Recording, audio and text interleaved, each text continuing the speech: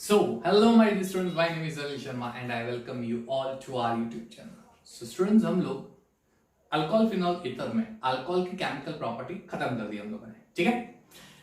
अब हम स्टार्ट करेंगे फिनॉल्स के बारे में। सबसे पहले हम लोग करेंगे methods of preparation of phenol. Phenol किस तरह से हम लोग प्रिपेयर कर सकते हैं, उसके बाद chemical property of phenol and then finally ethers. अब ज्यादा लेंथी चैप्टर बचा नहीं है, ऑलमोस्ट अल्कोहल वाला पार्ट बड़ा सेक्शन था, ये पार्ट और ईथर पार्ट फटाफट से खत्म हो जाने हैं। चलिए तो स्टार्ट करते हैं। Preparation of phenol, how can we prepare phenol. चलिए, preparation of phenols. Phenol prepare करने के डिफरेंट मेथड्स है, ठीक है। हम लोग आज 3 मेथड करने वाले हैं, 3 मेथड्स, ओके।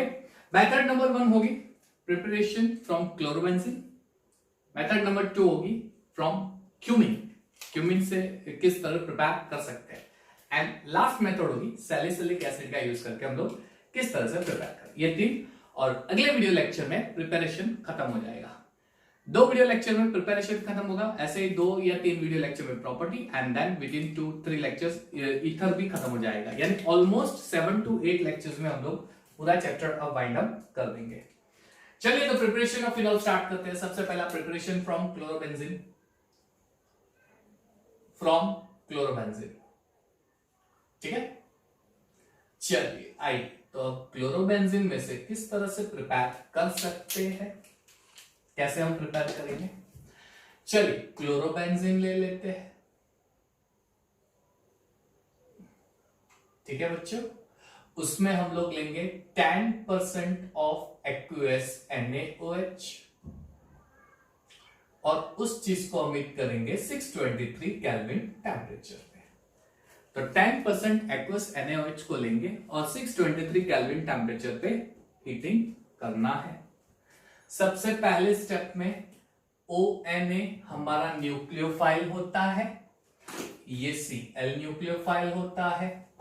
न्यूक्लियोफाइल को सब्स्टिट्यूट करेगा, न्यूक्लियोफिलिक सब्स्टिट्यूशन रिएक्शन हो जाएगी, यहां पे मिलेगा ONA, न्यूक्लियोफिलिक सब्स्टिट्यूशन रिएक्शन, ठीक है बच्चों, है ना। H और Cl मिलके बना देंगे HCl। चलिए तो ये वाला है आपका क्लोरोबेंजीन, NaOH के साथ रिएक्ट करके आपको मिलेगा सोडियम फिनॉक्साइड, ठीक है बच्चों। अब ये जो मुझे सोडियम फिनॉक्साइड मिला है, इसका एसिडिफिकेशन कर दो H2SO4, या फिर एसिडिक हाइड्रोलाइसिस कर दो, एसिडिफिकेशन या फिर एसिड हाइड्रोलाइसिस। तो यहां पे क्या होगा, प्रोटॉन Na को सब्स्टिट्यूट करके बना देगा OH, hence you will get a phenol, आपको मिल जाएगा फिनॉल, ठीक है। बहुत ही आसान सी प्रिपरेशन है। पहले स्टेप में हम लोग क्या कर रहे हैं, NaOH का एडिशन करेंगे, हमें मिलेगा क्लोरोबेंजीन में से सोडियम फिनॉक्साइड, ONaCl को सब्स्टिट्यूट करेगा, सोडियम फिनॉक्साइड मिलेगा, यहां से Cl निकल जाएगा। अब एसिडिफिकेशन होगा, यानी एसिडिफिकेशन में जो H+ है Na को रिप्लेस करके बन जाएगा फिनॉल। ये वाली जो प्रोसेस है बच्चों, इसे हम लोग डाउ प्रोसेस बोलते हैं, ठीक है। ये इंडस्ट्रियल प्रिपरेशन है, इट इज इंडस्ट्रियल प्रिपरेशन, ठीक है। इंडस्ट्री में प्रिपेयर कर सकते हैं। अच्छा, कई बार क्वेश्चन में मैन्युफैक्चरिंग भी बोला जाता है, इंडस्ट्रियल प्रिपरेशन यानी मैन्युफैक्चरिंग भी हो सकता है, ठीक है, ये भी हो सकता है। तो ये आपकी पहली रिएक्शन क्लोरोबेंजीन। तो अब हम क्या करेंगे, इस रिएक्शन की मैकेनिज्म देख लेते हैं। हम लोग यहां पे रिएक्शन मैकेनिज्म करने वाले हैं। 2 मोल्स ऑफ NaOH लेना पड़ेगा, या मैंने 1 ही दिखाया, हम लोग 2 मोल्स ऑफ NaOH बेसिकली लेते हैं। चलिए तो मैकेनिज्म किस तरह से होगा, मैकेनिज्म किस तरह से करेंगे हम लोग, ये देख लेते हैं। स्टार्ट करते हैं मैकेनिज्म। चलिए क्लोरोबेंजीन ले लिया हमने, ओके, क्लोरोबेंजीन ले लिया हमने, क्लोरोबेंजीन लिया, ठीक है बच्चों।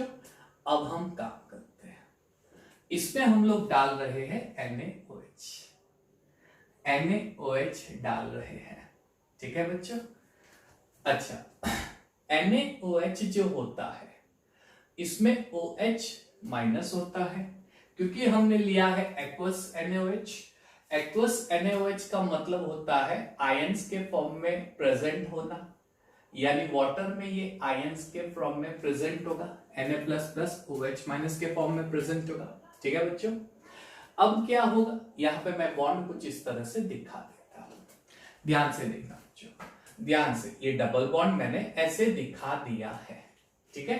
अच्छा, एक चीज हमें पता है, बेंजीन का जो कार्बन है वो हर एक कार्बन पे हाइड्रोजन प्रेजेंट होता है, ये आपको पता है।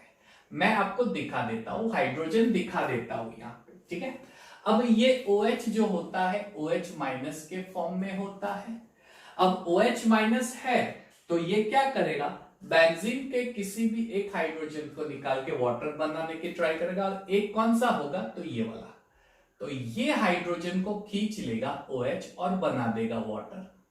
अब जब H निकलेगा तो H किस तरह से निकलेगा, तो ये H जब निकलेगा तो ये दोनों इलेक्ट्रॉन इसी कार्बन को देके के बाहर निकल जाएगा, इसी कार्बन को दोनों इलेक्ट्रॉन देके के बाहर निकल जाएगा, ठीक है। यानी ये वाले कार्बन पे लोन तरफ इलेक्ट्रॉन आ जाएगा। तो बच्चों हमें जो पार्ट मिलेगा, अब ये मिलेगा क्लोरोबेंजीन के ऑर्थो पोजीशन पे लोन पेयर ऑफ इलेक्ट्रॉन, यानी कि नेगेटिव पार्ट मिलेगा, ठीक है। इसके अगले स्टेप में क्या होगा, तो इसके अगले स्टेप में Na+ जो है उसका रोल आ जाएगा, यानी पहले स्टेप में रोल आया है OH का, तो दूसरे स्टेप में रोल आएगा Na+ का। Na+ क्या करेगा, क्लोरीन को लेके NaCl बना देगा। अब क्लोरीन होता है मोर इलेक्ट्रोनेगेटिव, ये तो हमें पता है, इसलिए मोर इलेक्ट्रोनेगेटिव होने की वजह से ये क्या करेगा, तो ये दोनों इलेक्ट्रॉन लेके बाहर निकलेगा, यानी ये कार्बन का भी इलेक्ट्रॉन क्लोरीन लेके बाहर निकल जाएगा, तो वहां पे हो जाएगा प्लस चार्ज, ठीक है। ये प्लस चार्ज हो जाएगा, मान लीजिए कि यहां पे हो गया प्लस चार्ज निकलने के बाद, तो इसके बगल वाला कार्बन, इसके बगल वाले कार्बन, इसके पड़ोसी कार्बन के पास प्लस चार्ज है, ये फिल करता है। अब इसके पास ये एक्स्ट्रा इलेक्ट्रॉन पेयर है, ये फील करेगा कि मेरे बाजू वाले कार्बन पे प्लस चार्ज है, वो इलेक्ट्रॉन डेफिशिएंट हो गया, इसलिए अब ये दोनों इलेक्ट्रॉन बीच में लेके आ जाएगा। तो हमें कौन सा प्रोडक्ट मिलेगा, यहां पे हमें कौन सा प्रोडक्ट मिलेगा, तो बच्चों ये बेंजाइन हो जाएगा। ये प्रोडक्ट कौन सा होगा, बेंजाइन, ठीक है। ये बेंजाइन हो गया कार्बन में ट्रिपल बॉन्ड, ठीक है। वापस से ये दोनों इलेक्ट्रॉन Cl लेके निकल जाएगा, बीइंग मोर इलेक्ट्रोनेगेटिव एटम, और ये ClMa के साथ NaCl बना देगा। अब कार्बन फील करेगा कि मेरे बगल वाले कार्बन पे से इलेक्ट्रॉन चला गया और वो प्लस बन गया, इसलिए ये कार्बन के पास जो लोन पेयर है ये बीच में शेयर करके प्लस चार्ज निकाल लेगा, हेंस कार्बन की 4 वैलेंसी सेटिस्फाई हो जाएगी। लेकिन हमें ये भी चीज पता है कि जो बेंजाइन होता है वो हाईली अनस्टेबल पार्ट होता है, ये हाईली अनस्टेबल पार्ट होता है, यानी ये फर्दर रिएक्शन करने में एकदम सक्षम हो जाएगा, फास्ट हो जाएगा, ठीक है। तो ये हमारा बेंजाइन पार्ट है, this is our benzene part, ठीक है बच्चों। तो ये हमारा पार्ट है बेंजाइन। अब क्या होगा, अब जैसे मैंने बताया 2 मोल्स ऑफ NaOH ले रहे हैं, ये पहला यहां पे यूज हो गया, तो अब दूसरा NaOH भी यूज करेंगे, NaOH यूज करेंगे, ठीक है। अब क्या होगा इस केस में, वापस वही चीज, NaOH Na+ और OH माइनस के फॉर्म में स्प्लिट हो गया है, इसलिए अब ये पूरा OH जाएगा इस कार्बन के ऊपर, और ये दोनों इलेक्ट्रॉन वापस ऑर्थो कार्बन पे शिफ्ट हो जाएंगे, ठीक है। तो OH आ गया यहां पे, ओके, और ये दोनों इलेक्ट्रॉन वापस यहां पे शिफ्ट हो गए, कुछ इस तरह से, ठीक है बच्चों। अब आगे की प्रोसेस किस तरह से होगी, ऑक्सीजन और हाइड्रोजन में मोर इलेक्ट्रोनेगेटिव एटम कौन सा होता है, ये आपको पता है। मोर इलेक्ट्रोनेगेटिव एटम कौन सा होगा बच्चों, तो ये होगा मोर इलेक्ट्रोनेगेटिव ऑक्सीजन, इसलिए ऑक्सीजन क्या करेगा, दोनों इलेक्ट्रॉन ले लेगा और H को प्लस फॉर्म में निकाल देगा। तो यहां से जैसे ही H प्लस स्प्लिट होगा, ये इस कार्बन पे फील करेगा कि वहां पे इलेक्ट्रॉन है, तो वहां पे भाग के खड़ा हो जाएगा, है ना। यहां से H प्लस के फॉर्म में निकला, उसको पता चला कि बाजू में इलेक्ट्रॉन पेयर है और मुझे रिक्वायर्ड है, फटाक से देके ऑक्सीजन को छोड़ के वहां पे चला जाएगा। इसलिए अब क्या हो जाएगा, H इस इलेक्ट्रॉन को लेके वापस उसी फॉर्म में अटैच हो जाएगा। तो यहां पे ऑक्सीजन के ऊपर नेगेटिव चार्ज हो गया और अब वापस हाइड्रोजन अपनी जगह पे आ गया। तो यहां से हाइड्रोजन निकला था, ये हाइड्रोजन वापस आ गया। तो अब मुझे वापस बेंजाइन का फॉर्म कन्वर्ट होके एक नेगेटिव आयन के फॉर्म में मिलेगा, जिसे हम बोलते हैं फिनॉक्साइड आयन। तो ये कन्वर्ट हो गया फिनॉक्साइड आयन के फॉर्म में। अब हमारा last second step, Na plus NaOH का सिर्फ OH यूज हुआ है, अभी भी Na यूज नहीं हुआ, तो यहां पे हम लोग Na प्लस डाल देते हैं। Na प्लस O माइनस के ऊपर जाके सोडियम फिनॉक्साइड बना देगा बच्चों। ये हो गया आपका सोडियम फिनॉक्साइड। और अब हमारा लास्ट है एसिडिफिकेशन, H प्लस H2O, या फिर एसिड हाइड्रोलाइसिस ले लो या फिर एसिड डाल दो, एसिडिफिकेशन। तो अब आपको मिल जाएगा OH यानी कि फिनॉल। ठीक है, तो ये हो गई आपकी मैकेनिज्म। कुछ इस तरह से मैकेनिज्म होती है। एग्जाम में आ सकता है कि डाउ प्रोसेस में इंटरमीडिएट प्रोडक्ट कौन सा मिलता है, तो डाउ प्रोसेस में ये क्वेश्चन पूछ सकते हैं। डाउ प्रोडक्ट में इंटरमीडिएट प्रोडक्ट जो हमें मिलता है वो बेंजाइन होता है, और बेंजाइन हाईली अनस्टेबल होता है बच्चों। बेंजाइन बच्चों हाईली अनस्टेबल होता है, ये चीज आपको याद रखनी है। ठीक है, हो गया, बढ़िया है, चलो बहुत बढ़िया। ये पहली मैकेनिज्म है, इसको ध्यान से नोट डाउन कर दो। पहली रिएक्शन है, इसको ध्यान से नोट डाउन कर दो। चलिए, हो गया, चलिए कोई बात नहीं। अब प्रिपरेशन नंबर 2 पे चलते हैं। प्रिपरेशन नंबर 2 पे चलते हैं बच्चों। Second preparation phenol. फिनॉल में से फिनॉल बनाना है तो हम बनाएंगे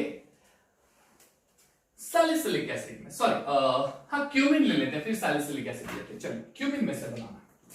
दूसरी manufacturing process, second industrial process. और सेकंड इंडस्ट्रियल प्रोसेस है फ्रॉम क्यूमिन। अच्छा, क्यूमिन क्या होता है? तो क्यूमिन की जगह पे आइसोप्रोपाइल बेंजीन भी दे सकते हैं। तो ये आइसोप्रोपाइल बेंजीन एक्चुअली प्रोडक्ट होता नहीं, हमें बनाना पड़ता है। ये अवेलेबल होता नहीं है, ये हमें बनाना पड़ता है। तो बच्चों ध्यान से देखना किस तरह से होगा। हम लोग ले लेते हैं बेंजीन। चलिए, ये है आपका बेंजीन। ठीक है, अब बेंजीन में आप डाल दो प्रोपीन लेकिन एसिडिक मीडियम में, CH3 CH double bond CH2, acidic medium H plus में। तो H प्लस यहां पे एसिडिक मीडियम है, H2SO4 HNO3 HCl। ये H प्लस क्या करेगा बच्चों? H प्लस कार्बन पे अटैक करेगा, इस कार्बन पे, इस वाले कार्बन पे, और बीच वाला कार्बन बन जाएगा carbocation CH3 CH plus CH2। और ये कार्बोकैटायन जो बना है इस बेंजीन के हाइड्रोजन को निकाल देगा। ठीक है, तो हम लोग एक काम करते हैं, इसको पहले इस स्टेप में लिखते हैं। चलिए, आइसोप्रोपाइल का कार्बोकैटायन फॉर्म हो गया ये। अब ये वाला पार्ट जो मिला है मुझे, ये बेंजीन से रिएक्ट होगा। ओके, ये आपका बेंजीन है, यहां पे हाइड्रोजन होता है, सिर्फ दिखा रहा हूं आपको, CH3 CH प्लस CH2। अब फर्दर ये कार्बन हाइड्रोजन को रिप्लेस करके अटैच हो जाता है। ठीक है, वहां पे अटैच हो जाएगा, हाइड्रोजन को निकाल दो, H प्लस के फॉर्म में निकल जाएगा। यानी इस रिएक्शन में जो पहले कैटालिस्ट हुआ था, वो यूज हुआ था, वो कैटालिस्ट वापस फॉर्म हो जाएगा। तो पहले स्टेप में हमने कैटालिस्ट यूज किया, एसिडिक मीडियम का एसिडिक कैटालिस्ट। इस स्टेप में वो एसिड वापस बाहर निकल के आ रहा है, वापस बाहर निकल के आ जाएगा H प्लस, और यहां पे आइसोप्रोपाइल बेंजीन मिल गया जो हमारा रिक्वायर्ड प्रोडक्ट होता है, H यहां पे लगेगा CH3। चलिए, तो अब हमें मिल गया है क्यूमिन यानी आइसोप्रोपाइल बेंजीन। ठीक है, अब इसके अंदर से हम लोग एयर पास करेंगे, air O2, oxygen gas pass कर दो, O2 एयर O2। ठीक है, तो ये FO2 जो है इस कार्बन के ऊपर जो हाइड्रोजन है इसको मैं सेपरेट लिख देता हूं, तो हाइड्रोजन के ऊपर धक्का मार के स्पेस करेगा और O2 यहां पे आ जाएगा CH3COOHO2। ये रिएक्शन सनलाइट के प्रेजेंस में होती है, ठीक है। CH3 इसे बोलते हैं क्यूमिन हाइड्रोपेरोक्साइड। पेरोक्साइड क्यों? क्योंकि O और O जहां पे आपको ये रिंग दिखे ये पेरोक्साइड की रिंग होती है, this ring is your peroxide. तो ये पेरोक्साइड की रिंग हो गई, इसे बोलते हैं cumin hydroperoxide. And finally hydrolysis करना H2O एसिडिक मीडियम में, तो H2O एसिडिक मीडियम में हाइड्रोलाइसिस करने से H+ के प्रेजेंस में हाइड्रोलाइसिस करने से अब हमें ये वाला पार्ट कीटोन के फॉर्म में निकल जाएगा, यानी CH3 C double bond OCH ketone के फॉर्म में एसीटोन के फॉर्म में निकल जाएगा और ये OH झपक करके नीचे आ जाएगा OH, यानी आपको फिनॉल मिल जाएगा। This is your phenol, acetone and phenol, ठीक है बच्चों। ये आपकी रिएक्शन क्यूमिन में से किस तरह से हम लोग बना सकते हैं, किस तरह से हम लोग क्यूमिन में से बना सकते हैं। पहले ये रिएक्शन लिख दो, फिर हम इसकी मैकेनिज्म पे चलते हैं। चलिए, आसान है, बहुत आसान है ये, ओके। इसकी मैकेनिज्म पे अब लोग जा रहे हैं। अच्छा, हम चलते हैं अब इसकी मैकेनिज्म के ऊपर। तो देखो मैकेनिज्म किस तरह से होगी रिएक्शन, लिख दिया आपने, ओके। इसके मैकेनिज्म हम लोग किस तरह से करेंगे, हमने क्यूमिन तो बना दिया, अब मैकेनिज्म आगे बढ़ाते हुए स्टार्ट करते हैं मैकेनिज्म। जब से तुमको देखा देखा ही करते हैं। चलिए मैकेनिज्म, CH3 CH CH3 यह हमारा क्यूमिन होता है, ठीक है।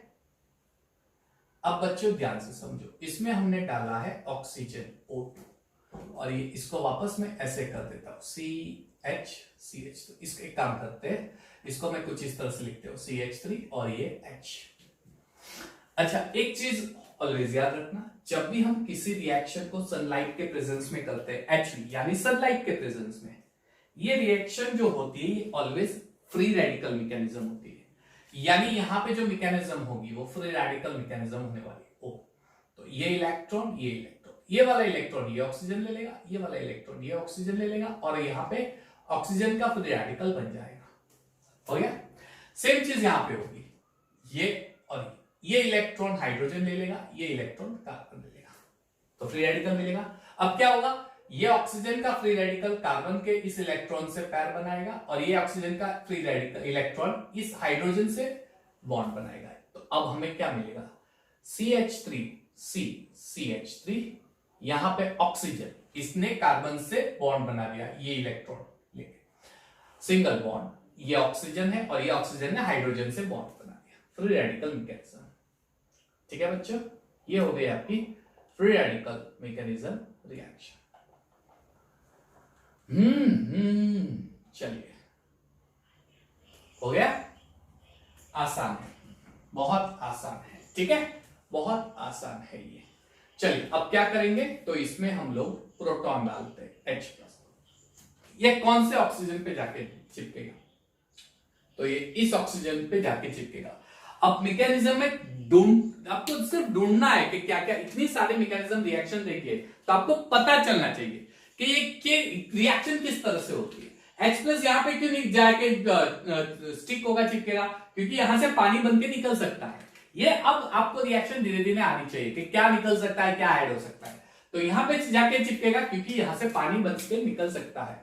तो ये CH3 C CH3 O O H और ये H। अब ऑक्सीजन ने अपने lone pair of electron donate किए, इतनी बार मैंने बताया है ऑक्सीजन मोर इलेक्ट्रोनेगेटिव होता है, इसलिए उसकी इलेक्ट्रॉन खींचने की टेंडेंसी होती है। यहां पे तो इसने इलेक्ट्रॉन दे दिया, इसके एग्जैक्टली ऑपोजिट नेचर देना, राइट, तो ये उसको गवारा नहीं है, इसलिए प्लस हो जाएगा, ठीक है बच्चों। ये पहली चीज। अच्छा, दूसरी चीज, एक और चीज, किसी भी मोर इलेक्ट्रोनेगेटिव एटम पे प्लस चार्ज होना यानी अनस्टेबिलिटी की साइन होनी, यानी ये ऑक्सीजन के ऊपर प्लस चार्ज अनस्टेबल हो गया, ऑक्सीजन कहीं ना कहीं से अब इलेक्ट्रॉन लेने की ट्राई करेगा क्योंकि अनस्टेबल हो गया, इसलिए ये ऑक्सीजन क्या करेगा, बढ़िया है, चलिए ये इलेक्ट्रॉन लेके H2O बना देगा, है ना, सिंपल है, समझ में आया। चलिए तो हमें कुछ इस तरह से मिलेगा CH3 CH3, अब ऑक्सीजन के वापस प्लस चार्ज, वही चीज हो गई, ऑक्सीजन के ऊपर प्लस चार्ज, ये तो उसको पसंद नहीं है इसलिए इलेक्ट्रॉन लेने की ट्राई करेगा, लेकिन इलेक्ट्रॉन देगा कौन, ये कार्बन के पास तो कुछ है नहीं इलेक्ट्रॉन देने के लिए, शायद आप सोच रहे हो कि ये लेके निकल जाएगा तो किसके साथ चिपकेगा, कोई प्रोडक्ट तो होना चाहिए। तो अब यहां से एक ट्विस्ट आ रहा है, यहां से एक चेंज आ रहा है। अब यहां पे हम लोग कर सकते हैं एक चीज, या तो कार्बन को यहां पे शिफ्ट करके मिथाइल शिफ्टिंग कर दो, या फिर बेंजीन को यहां पे शिफ्ट करके फिनाइल शिफ्ट कर दो, दो में से कोई भी एक शिफ्ट आप कर सकते हो, दो में से किसी भी एक को ऑक्सीजन से चिपका सकते हो, किसी भी एक को, है ना, तब जाके वहां पे कुछ अच्छा प्रोडक्ट मिलेगा। तो हम लोग सोच सकते हैं मिथाइल यानी क्या होता है, इंडक्टिव इफेक्ट वाला, इंडक्टिव इफेक्ट वाला पार्ट होता है मिथाइल CH3, और फिनाइल जो होता है ना उसमें रेजोनेंस होता है। तो एक चीज आपको पता है, रेजोनेंस और मिथाइल शिफ्ट में से कौन ज्यादा स्टेबल बनाएगा फिनॉक्साइड फिर ऑक्सीजन को, ऑब्वियसली रेजोनेंस ऑक्सीजन को ज्यादा स्टेबल बनाता है, यानी यहां पे फिनाइल शिफ्ट बेटर रहेगा, मिथाइल में स्टेबिलिटी लेस होती है, मिथाइल ऑक्सीजन को लेस स्टेबल बनाएगा, फिनॉक्साइड आयन ज्यादा स्टेबल बनाता है ना। चलिए तो क्या हो जाएगा, तो अब ये फिनाइल यहां पे आ जाएगा, ये बन जाएगा कार्बोकेटाइन CH3C, ये CH3, ये बन गया कार्बोकेटाइन ऑक्सीजन, और इसके ऊपर आ गया आपका बेंजीन का रिंग यानी फिनाइल रिंग। चलिए तो इस स्टेप में हमने क्या किया, फिनाइल शिफ्ट किया, फिनाइल शिफ्ट पीएच यानी फिनाइल शिफ्ट, बेंजीन को ऑक्सीजन पे लेके गया। हम लोग मिथाइल भी कर सकते थे, लेकिन मिथाइल ऑक्सीजन को थोड़ा कम स्टेबल बनाएगा कंपैरेटिवली टेस्ट, बेंजीन जो है वो प्लस एम इफेक्ट दिखाएगा, यानी रेजोनेंस होगा, प्लस एम इफेक्ट रेजोनेंस, तो उसकी वजह से ये ऑक्सीजन स्टेबल ऑक्सीजन बन जाएगा, ठीक है, स्टेबिलिटी। तो रेजोनेंस इफेक्ट में स्टेबिलिटी, प्लस एम इफेक्ट की स्टेबिलिटी इंडक्टिव से ज्यादा होती है मिथाइल, इसलिए फिनाइल शिफ्ट हुआ। अब क्या करेंगे, इसमें पानी डालो H2O,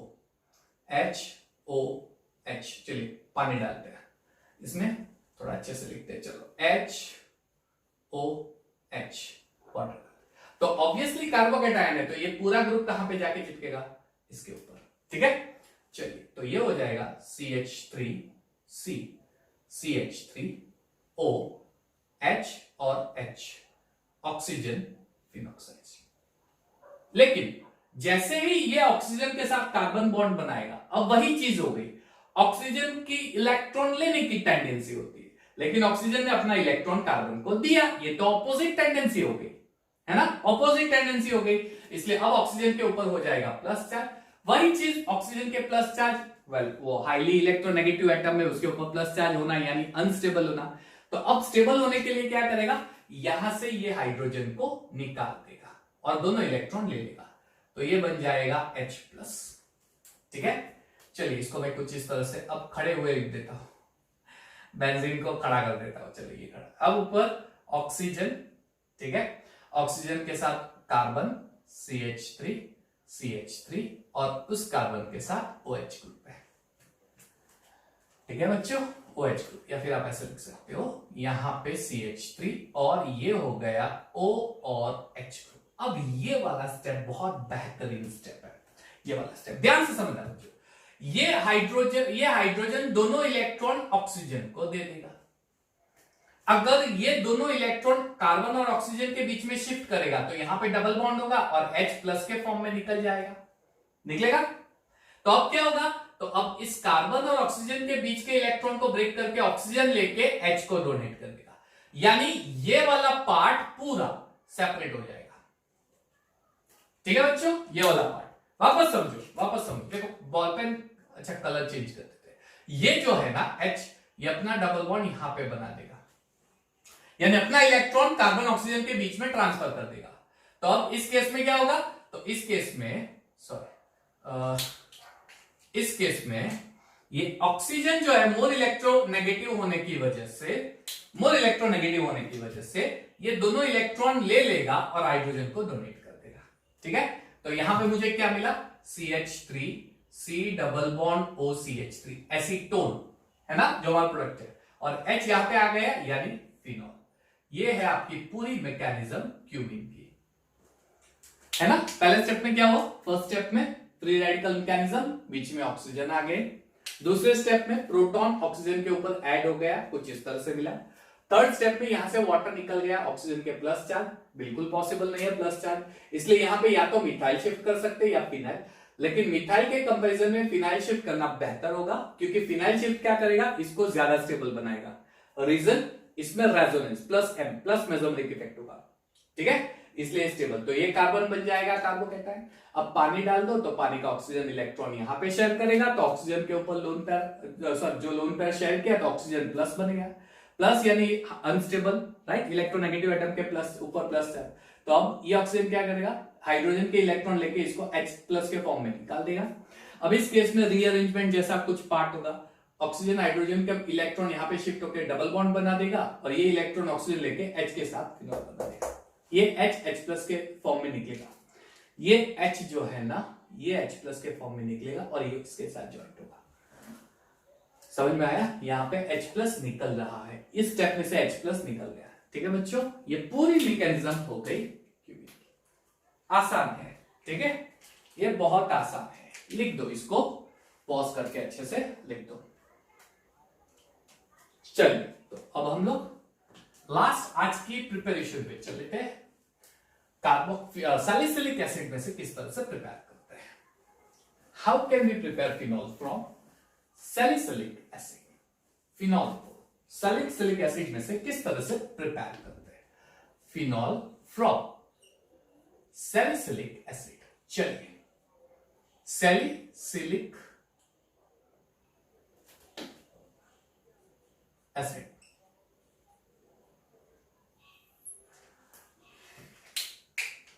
to hydroxy benzoic acid, salicylic यानी टू हाइड्रोक्सी बेंजोइक एसिड, इसका IUPAC नेम है two hydroxy benzoic acid, COOH। ये है सैलिसिलिक एसिड या फिर as I said two hydroxy benzoic acid.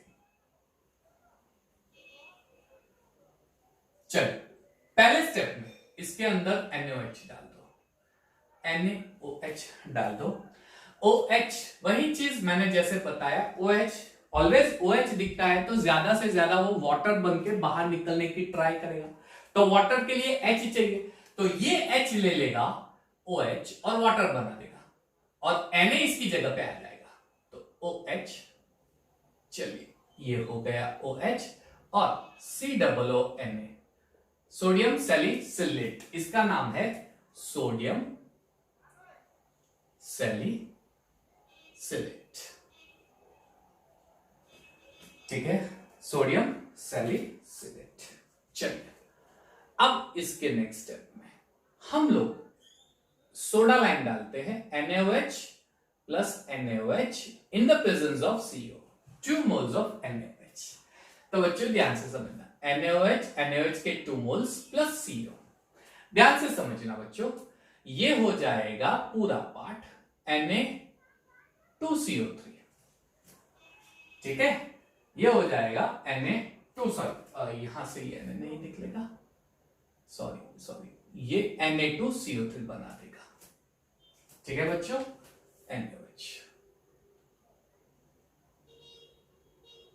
NaOH plus NaOH, okay, Na2CO3।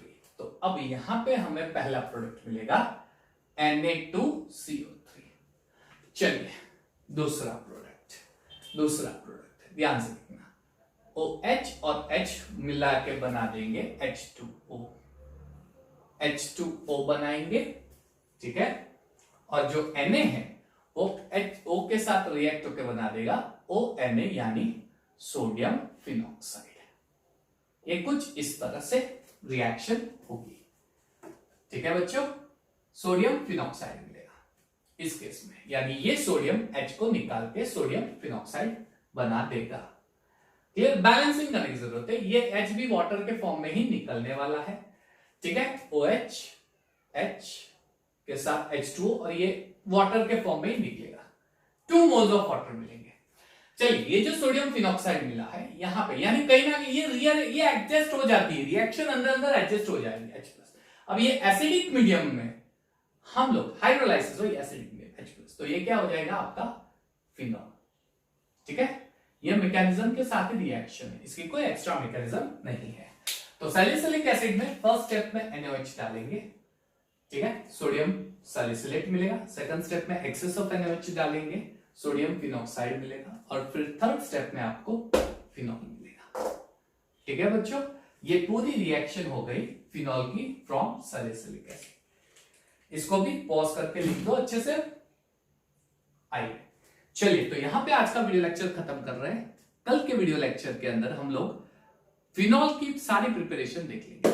Benzene sulphuric acid में से किस तरह से फिनॉल प्रिपेयर होता है, एनिलीन में से किस तरह से प्रिपेयर होता है, ग्रिग्नार्ड रिएजेंट में से किस तरह से हम लोग फिनॉल प्रिपेयर कर सकते हैं।